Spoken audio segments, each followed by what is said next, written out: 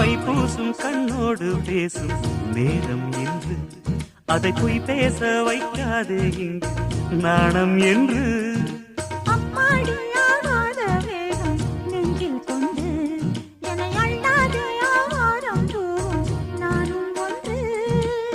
கண் வைத்த பின்னாலே கை வைக்க கூடாதா?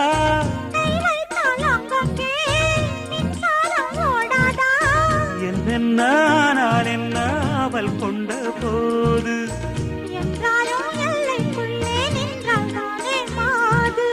மார் மீதும் தோள் மீதும் சாய்ந்திருக்க